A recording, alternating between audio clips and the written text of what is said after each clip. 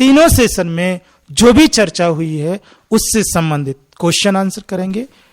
वंदना बनते जी, ये जो आपने अभी पुण्य 5 संपत्तियों में पुण्य संपत्ति बताई है, इसमें 4 है या 5 है?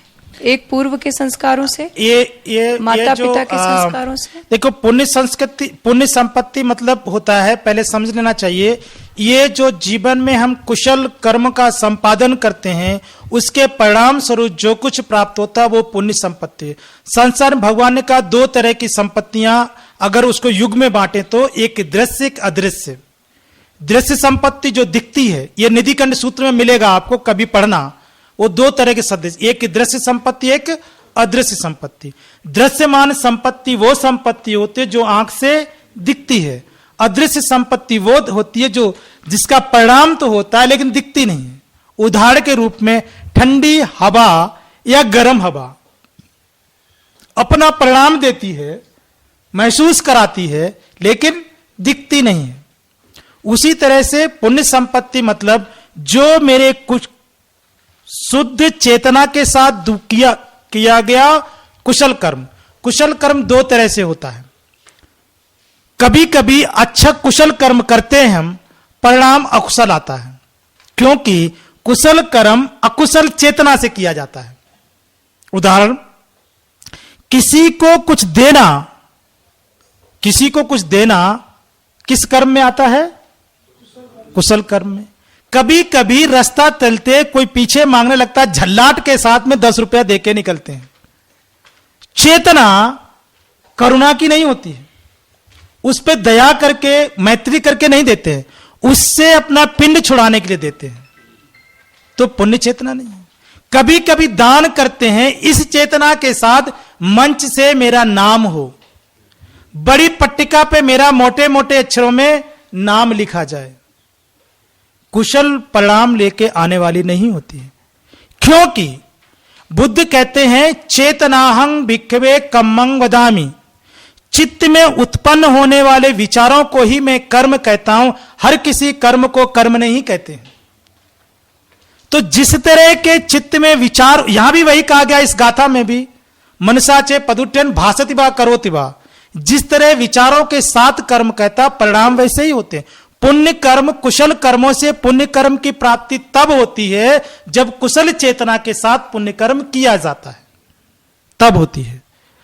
तो यह जो पुण्य संपत्ति होती है, ये हमारे जीवन को तो इसे हमारे जीवन को संचालित करने 5 प्रकार के संस्कार कहे गए हैं। वो 5 पूर्व के संस्कार, माता पिता द्वारा प्राप्त संस्कार, परिवारजन जो है उनके द्वारा प्राप्त संस्कार, मित्रों की संगत से मिले संस्कार, मेरे द्वारा खुद के क्रिएट किए गए ऐसे कुशल कर्मों से क्रिएट संस्कार, ये है सर। ठीक है,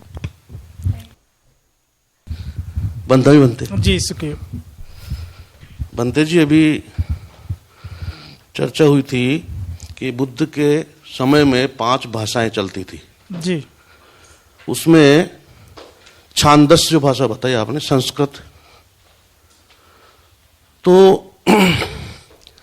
मागधी या पाली तो एविडेंस के साथ में मिलती है, सम्राट अशोका ने उनको शिलालेखों पर लिखवाया, लेकिन इस भाषा का कोई लिखित प्रमाण है क्या? किसका? छांदस का। जो पुराने वेद हैं वो सारे छांदस में हैं। संस्कृत परमार्जित संस्कारित होकर के आज की संस्कृत जो बनी है वो छांदस से परमार्जित होकर बनी है। आज की जो पाली है वो पुरानी मागधी है, और जो प्राकृत है वो प्राकृत है। सम्राट अशोक ने केवल पाली में उपदेश नहीं लिखे, लिपि ब्राह्मी, किसी भाषा के लिए एक लिपि होती है और एक उसकी भाषा होती है। लिपि ब्राह्मी लिपि है जिसे हम लोग धम्म लिपि कहते हैं, बौद्ध लोग धम्म लिपि कहते हैं, बाकी सब लोग उसको ब्राह्मी लिपि कहते हैं। हम लोग धम्म लिपि इसलिए कहते हैं कि पहली बार धर्म के वचनों को इस लिपि में लिखा गया था। सम्राट अशोक ने पहली बार इस लिपि में बुद्ध के वचनों को लिखा था, इसलिए उसको हम लोग धम्म लिपि कहते हैं। तो धम्म लिपि में शिलालेख मिलते हैं सम्राट अशोक के, लेकिन सभी पाली भाषा में नहीं है। हाँ, वो भाषा तो कोई भी हो सकती है, भाषा कोई भी लिपि नहीं, में वो भगवान बुद्ध के उपदेश मागधी लिखे भी है, मतलब पाली भी है, प्राकृत भी है, और दूसरे भी अन्य जगह की लोकल भाषाएं भी हैं। बुद्ध के उपदेश मिलते हैं ना उस हाँ, भाषा में। बुद्ध के उपदेश मिलते हैं। तो वेदों के कहीं कोई वो मंत्र नहीं मिलते, कहीं लिखे हुए मिलते नहीं है। इसका मतलब वेद भगवान बुद्ध के काल में पता नहीं लिखे गए कि नहीं लिखे गए उससे पहले। हमारे बौद्ध सूत्रों में वेद अभी कितने हैं? 4। 3 वेदों का जिक्र पाली बौद्ध साहित्य में मिलता है।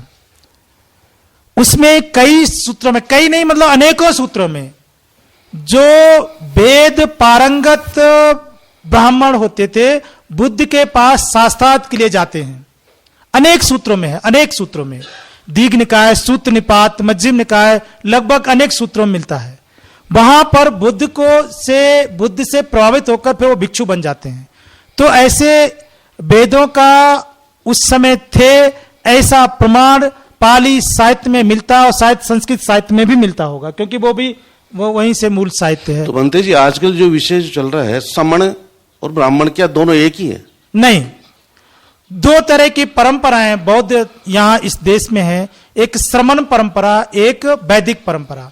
श्रमण परंपरा में केवल 2 परंपराएं आती हैं, जैन और बौद्ध, बाकी सब वैदिक परंपराएं आती हैं। एक सिंपल बात जानना चाहिए, यदि कोई व्यक्ति किसी विषय पे बात करता है तो मतलब यह है कि वो विषय उस जमाने में मौजूद होगा।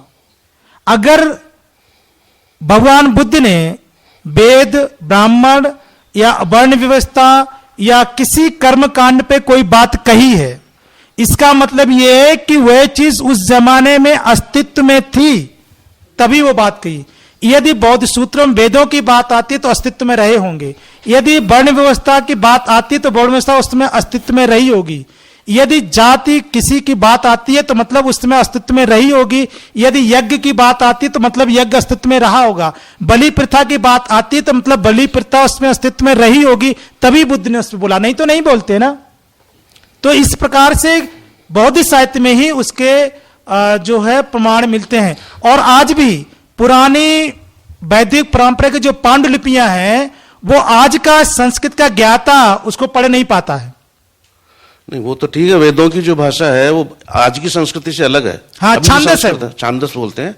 ये तो सही है, मैंने पूछा भी था एक बार उस भाषा के लिए। हाँ। जो हमारे यहाँ डायरेक्टर थे संस्कृत विभाग के राजस्थान में, मैंने उनसे पूछा था कि जो संस्कृत वेदों की जो लिखी हुई है, क्या वही संस्कृत है जो आज बच्चे पढ़ते हैं?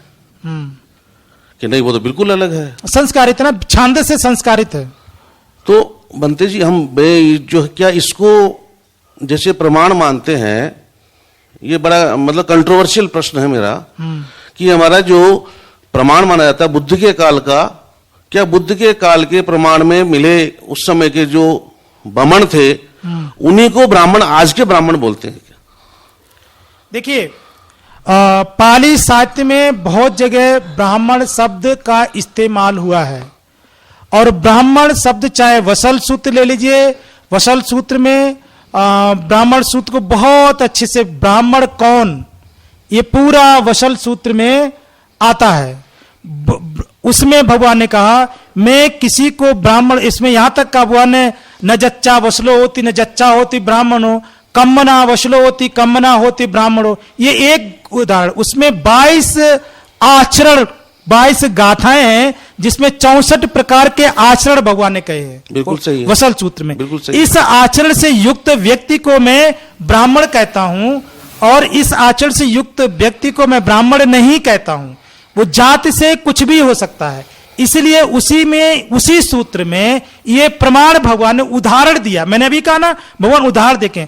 मातंगी नाम का एक चांडाल पुत्र, मातंगी नाम का एक चांडाल पुत्र, जिसने आचरण का, सदाचार का अभ्यास करके अपने आप को इतना ऊपर उठाया, सैकड़ों ब्राह्मण उसको नमस्कार करने के लिए, उनके दर्शन के लिए उपस्थित होते थे। अब्राह्मण जाति से अब्राह्मण होते हुए भी वो ब्राह्मण रूप होकर के पूजा जाता था, क्योंकि अपने गुणों से, जाति से नहीं, गुणों से अनेक लोग आते। तो भगवान ने उदाहरण दिया कि देखो, जात से मातंगी पुत्र था, फिर भी उस व्यक्ति ने अपने सदाचार के गुणों को उत्पन्न करके अनेक ब्राह्मण, जो जाति से अपने को ब्राह्मण कहते थे, श्रेष्ठ कुल का कहते, वो भी उनकी शरण में आके नतमस्तक होते। तो भगवान बुद्ध ने ब्राह्मण शब्द अनेकों नहीं हजारों बार पाली शब्द में आया है, लेकिन सदाचारी व्यक्ति के लिए ब्राह्मण शब्द कहा गया। पंडित शब्द बहुत जगह आया है, वो विद्वता के लिए कहा गया, जाति के लिए नहीं कहा गया। जाति से नहीं है, बिल्कुल भी नहीं। तो यही प्रश्न था मेरा बनते जी, कि बौद्ध जो संस्कृति थी हमारी, उसके आज भी सबूत मिलते हैं, शिलालेखों के रूप में मिलते हैं, लेकिन अगर पैरेलल हम वैदिक संस्कृति को मानते हैं, उसका एक भी कोई एविडेंस आज तक नहीं मिला। देखिए, तो इसी से क्या प्रमाणित मानने उसको, वैदिक संस्कृति को इससे प्रमाणित करें क्या? नहीं, देखिए, अगर कोई चीज का नाम किसी भी परंपरा मिलता है, मैंने कहा कि बौद्ध साहित्य प्रमाणिक रूप से है, प्रमाणिक है, भले ही वो 100 साल बाद लिखा गया, लेकिन जहां लिखा गया वहां तो कोई भेदभाव नहीं था। श्रीलंका में तो कोई भेदभाव नहीं था ना, जाति धर्म वर्ण तब भी नहीं था, आज भी नहीं है, तो वहां तो मिलावट नहीं की होगी। तीसरी संगीत में जब यहां से गया, इसका मतलब जैसा गया वैसा ही लिखा, तो पूरी दुनिया में त्रिपिटक साहित्य को प्रमाणिक मानेंगे ना, विभिन्न पहलुओं के आधार पर भी प्रमाणिक मानेंगे। जिसको प्रमाणिक मानते हैं उसमें अगर वेदों का जिक्र है तो हम ये मानेंगे कि वेद उस समय थे। अब क्या हुआ कि ऐसा कोई नहीं मिला जिसने उन वेदों को शिलालेखों के रूप में लिखवाया हो। जब बौद्ध लिख रहे हैं तो वो क्यों नहीं लिख रहे थे? उनकी संस्कृति पैरेलल थी, तो उनको भी लिखना चाहिए था ना। ये नहीं कह सकते, लेकिन पांडुलिपियों के रूप में तो मिलता है। पांडुलिपि भी नहीं मिली बनते जी, नहीं, तो मतलब 7वीं शताब्दी, पुराने 7वीं शताब्दी की मिलती है। हाँ, 7वीं शताब्दी के बाद मिलती है, तो 7वीं शताब्दी के बाद ही मिलती है, ठीक है। जो बौद्ध जो शिलालेख वो थे, वो सम्राट अशोक के काल के हैं, उस समय के वो नहीं है, उस समय कोई एविडेंस नहीं है, प्रमाण नहीं है, या पुराने प्राचीन प्रमाण नहीं है, बुद्ध काल के ईसा पूर्व के प्रमाण नहीं है, तो भी ग्रंथों में मिलते हैं तो उसी को मानेंगे हम। इसको बहुत लोग जब लिख रहे थे तो वो क्यों नहीं लिख रहे थे? अब इसका कोई बात नहीं ना, ये वाली बात, ये कोई प्रमाण जिसके नहीं है तो उसको हम क्यों नहीं लिख रहे थे, इसको हम नहीं कह सकते हैं ना। थी नहीं, ठीक, नहीं, ऐसा बहुत नहीं कह सकते हैं। बृहद्रथ तो वैदिक परंपरा का पोषक था, फिर भी नहीं उसने कराया। संरक्षण मिला नहीं, बहुत बिना संरक्षण मिले उसने इतना हानि नहीं किया, लेकिन कुल मिला के ये है कि जब वो उसने लिखवाया ही नहीं, किसी ने लिखवाए नहीं, किसी में दूरदर्शिता नहीं थी, तो हम ये नहीं कह सकते क्यों नहीं लिखवाए। लेकिन इसका ये अर्थ नहीं है कि उस समय ये नहीं था, उससे उस समय चीजें इस तरह की थी, और बाद में कोई भी संस्कृति, कोई भी चीजें जिग जैग के रूप में काम करती हैं, मतलब ऐसे जाएंगे, नीचे आएंगे, फिर फले फूलेंगे, फिर पतन होगा, फिर बढ़ेंगी। ऐसा हर संस्कृति के साथ होता है। बौद्ध संस्कृति के साथ भी ऐसा हुआ, हर संस्कृति के साथ ऐसा होता है। और बौद्ध संस्कृति के साथ केवल बौद्ध संस्कृति जब 12वीं शताब्दी तक इस देश में फल फूल रही थी, और तब भी थेरवाद और महायान परंपरा दोनों के साथ ऐसा रहा। कभी कभी यह हुआ कि पूरे देश में महायान परंपरा का बोलबाला है, कभी कभी क्या हुआ कि महायान परंपरा गूढ़ हो गई, थेरपद बढ़, क्योंकि जैसा शासक आ गया वैसी बढ़ गई। कभी सारनाथ में सब लमा लोग दिखाई पड़ते थे, कभी लोग चीवरधारी लोग दिखाई पड़ते थे, युग काल ये ऐसे चलते रहे, और ऐसे ही वो हुआ। तो हम बहुत तरह से ये नहीं कह सकते हैं कि उनका क्यों नहीं मिलता है, तुलनात्मक करने की कोई आवश्यकता भी नहीं है। लेकिन हमारे साहित्य में यह मिलता है कि इसमें 5 भाषाएं थी, उससे मतलब है, और मुझे पाली से मतलब है, क्योंकि बुद्ध वचन पाली में है, उसका अस्तित्व भी है, प्रमाण भी है, एविडेंसेस भी है, और हर तरह से एविडेंस है, वहीं से वो लिखा गया। तो मेरा एविडेंस तो मुझे है ना, तो मुझे अपने से मतलब है, सिंपल बात यह है। मैंने आज तक कभी भी, बचपन से भिक्षु हूं, 6 साल 6ठी क्लास मतलब 11 साल की उम्र से, आज तक कभी वैदिक परंपरा किसी ग्रंथ को नहीं पढ़ा, वास्तविक तुलनात्मक रूप में भी, उसमें भी नहीं। क्यों? अपना काम करने को इतना कम है, 10 जीवन गुजर जाएं तो दूसरा जाने की क्या जरूरत है? हाँ, तो तुलनात्मक अध्ययन क्यों करना है? सिंपल। मैं किसी को रोकता नहीं कि आप ना करो, आप जितना करोगे उतना ही उलझोगे, फंसोगे। जीवन को सार्थक बनाना है तो हमेशा सद्धर्म के मार्ग का अध्ययन करना और उसमें चलना। दूसरे मार्ग का तुलनात्मक अध्ययन करने जाओगे तो चित्त में द्वेष या कुछ न कुछ उत्पन्न जरूर होगा। और दूसरी चीज, यदि किसी का भी तुलनात्मक अध्ययन करना है तो हमेशा उसी का चश्मा लगा के अध्ययन करना, वैदिक परंपरा का अध्ययन करना, प्योर हिंदू बन के करना। मुस्लिम धर्म का अध्ययन करना, प्योर अपने चित्त में मुस्लिम श्रद्धा का भाव उत्पन्न करके करना, नहीं तो आप कभी भी अध्ययन नहीं कर पाएंगे, क्योंकि आप जो है विचलित नहीं, वाइस हो करके काम करेंगे। इसलिए यूरोपियन स्कॉलर को पढ़िए, परिशुद्ध लिखते हैं। भारतीय स्कॉलर लिखिए, कहीं ना कहीं हिंदू धर्म प्रति बौद्ध किताबें लिखेंगे तो द्वेष की भावना के साथ लिखते हैं, क्योंकि वाइस होते हैं। और ये नेचर गुण है, नेचुरल गुण है, अपने आप आएगा। इसलिए जो मैं जानता हूं, हमको अगर पढ़ना है, सीखना है जीवन में, मार्ग पे चले न चलें, आप पूरी तरह गुरुकुल परंपरा में समर्पित कर दीजिए अपने आप को, आपको कुछ ना कुछ मिलेगा। खराब कम ज्यादा खराब हो सकता, कुछ तो गुण होंगे ही ना। जिंदा है कोई संस्कृति तो कुछ तो गुण भी होंगे उसमें। आरएसएस पूरी तरह से बुरी हो रही है, कुछ गुण भी है। मजाक नहीं कर रहा हूं, बहुत कुछ सीखने को मिलता है। उनका ध्येय गलत हो सकता है, मोटिव गलत हो सकता है, उद्देश्य गलत हो सकता है। मैं एक उदाहरण दे रहा हूं, मैं उसमें जा नहीं रहा हूं, प्लीज मेरे से आगे समझे कोई क्वेश्चन मत करना, मैं उससे बात नहीं करना चाहता हूं। मैंने एक सिंपल उदाहरण सामने आ गया इसलिए बात कह दी, क्योंकि वो पढ़ना नहीं, यहां विषय नहीं है हमारा।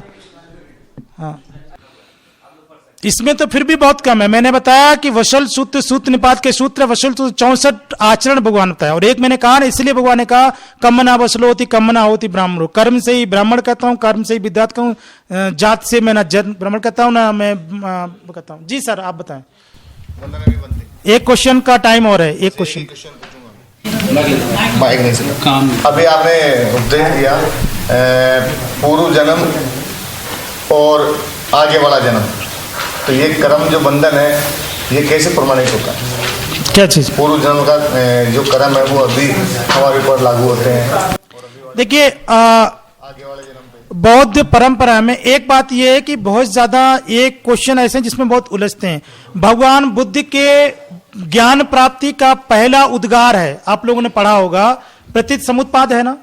जब भगवान बोधि वृक्ष के नीचे बोधि के प्रति अपना भाव प्रकट करते हैं तो विनय पिटक में बोधि कथा नाम से एक प्रसंग मिलता है, उस समय का विवरण बोधि कथा नाम से विनय पिटक में पढ़ना।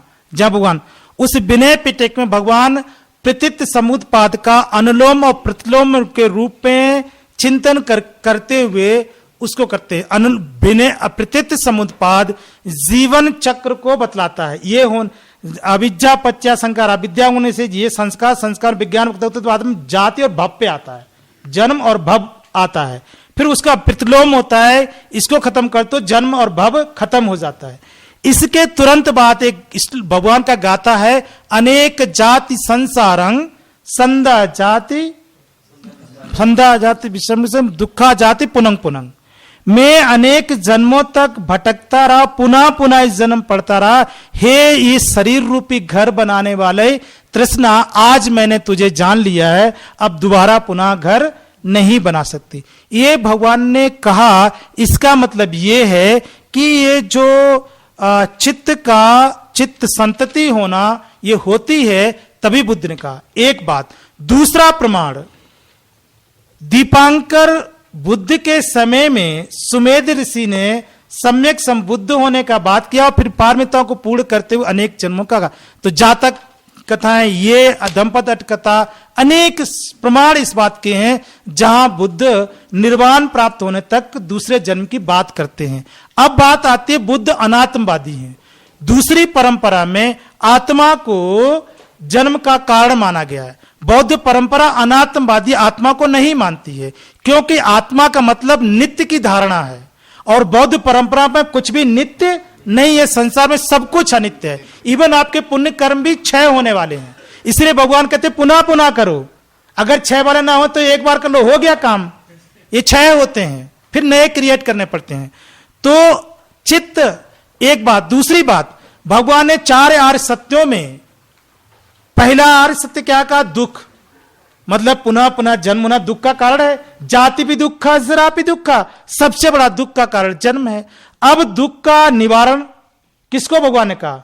तन्ना ही जाति सो को, तृष्णा ही जन्म का कारण है। तृष्णा का निवास कहां है? आत्मा में। कहां होता है तृष्णा? कहां रहती है तृष्णा? कहां उत्पन्न होती है? मन में उत्पन्न होती है, और मन से ही क्षय होता है। ये पूरा जो आज का श्लोक गाथा हम पढ़ रहे थे वो भी इसी पे निर्भर है। चित्त के उत्पन्न होने वाले विचार ही तो तृष्णा है, चित्त में ही उत्पन्न होती है। और चित्त का जो विचार है वो बदल सकता है, एक जैसा नहीं होता, क्षण क्षण परिवर्तित होता है। अभी आप दुखी नजर आने, एक क्षण में आप प्रसन्न मुदित होने लगे। तो तृष्णा जन्म का कारण होती है। तृष्णा उत्पन्न, तृष्णा का घर है चित्त, तो जन्म का कारण तृष्णा है, तो घर समेत है ना। इसलिए बौद्ध परंपरा में चित्त संतति करता है। बहुत सारे उदाहरण इसके मिलते हैं भौतिक जगत में। 2-3 साल पहले नालंदा का एक बड़ा टेलीविजन पे इंटरव्यू आया था। भूटान का छोटा बच्चा आया था ना, सबने देखा था, बड़ा चर्चित हुआ था। वो नालंदा खंडेर में गया और सब जगह छोटा बच्चा 4-5 साल का रहा होगा, वो सिर्फ चलना जानता, उंगली पकड़ के। वो जाके बोल रहा यहां मैं रहता था, यहां मैं पढ़ाता था, यहां सब बता डाला, पूरा एरिया उसने व्याख्यात कर दिया। जो बच्चा कभी आया नहीं। होता क्या है, इसलिए कहा गया पूर्व के संस्कारों का होना। जो पुण्य कर्म पहले से हैं वो कैरी फॉरवर्ड होते हैं। यहां निधिकरण सूत्र में भगवान ने कहा, प्रतिसमुद्पाद में भगवान ने कहा, अभिधम्म में भी भगवान ने कहा। तो जो पहले के जो पुण्य हम करते रहे वो जाते हैं, तब वो स्मृति शक्ति बनी रहती है। तो किसी किसी को स्मरण रहता है, कम लोगों को रहता है। उसके बहुत बड़ा व्याख्या भगवान ने। तो ये तृष्णा चाहती है, काम तृष्णा, भव तृष्णा, विभव तृष्णा, 3 तरह की तृष्णाएं भगवान ने कही। ये तीनों चलती हैं। ये जब खत्म हो जाती हैं तो चित्त को, जैसे पेड़ को खाद पानी बीज ना मिले तो क्या होगा? मृत्यु हो जाएगा। ये चित्त को तृष्णा रूपी न्यूट्रिशन ना मिले, क्षीण हो जाएगा। मतलब आवागमन की कड़ियां, इसी को भगवान ने कहा कि अब इस तृष्णा रूपी ये खाद तुझे मैंने पहचान लिया, अब तेरा कोई काम नहीं, छीण सुखा दूंगा तुझे। तृष्णा को छीन कर दिया, न काम तृष्णा बची, न भव तृष्णा बची, न विभव तृष्णा बची। तीनों तृष्णाएं समाप्त। तो उसको खाद पानी मिला नहीं तो उसकी सारा छिन्न भिन्न हो गया, वो तो जाति होगा नहीं। यही बौद्ध परंपरा का जन्म की अवधारणा है। ये संक्षेप में मैं आपको बता रहा हूं, वरना इसका व्याख्यान बहुत बड़ा है। तो इसलिए बहुत बड़ा कंट्रोवर्सी नहीं पड़ना चाहिए। बल ये स्पष्ट है ना, तृष्णा है वही जाएगी, ये स्पष्ट है। आत्मा नित्य तो स्पष्ट है, तो चीजें हैं, तो ये तो इतनी चीजें तो स्पष्ट है ना, कनेक्ट है एक दूसरे से। तो दूसरा चीज, वो टाइम ओवर हो रहा है। बौद्ध परंपरा का एक दूसरा नाम है विभज्यवाद। 1 मिनट की बात है, कह के समाप्त करूंगा। एक नाम है विभज्यवाद। विभज्य का अर्थ होता है विभाजित करके देखना, खंड खंड करते चलो, लास्ट में जो बचेगा वही सही है। जैसे कि हम लोग अणु परमाणु विज्ञान खोज रहा था ना, तो माइक्रो अणु कहां क्या खोजा उसने, पावरफुल वही था। तो बौद्ध परंपरा इंटरकनेक्टेड है। आप कहोगे ये ऐसे होता है तो ये ऐसे इसलिए होता है, वो ये होता है क्योंकि ये होता है, ये होता है क्योंकि ये होता है। एक भी चीज, एक भी उपदेश, चाहे आर्य सत्य अष्टांग मार्ग, कुछ भी 84 हजार में से एक भी उपदेश ऐसा नहीं है बुद्ध का जो स्वतंत्र हो। हर किसी का एक दूसरे से इंटरकनेक्ट करके उसका अध्ययन किया जाता है।